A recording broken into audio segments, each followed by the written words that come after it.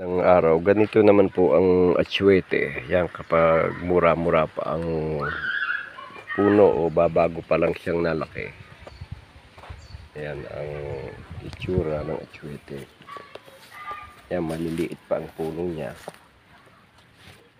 Ganyan siya. Yan, pati sa ang likod, ganyan. Yan, hugis puso ang dahon niya. Yan ay berdeng mura.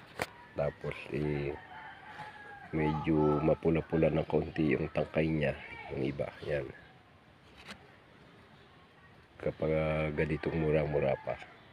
Pag ito naman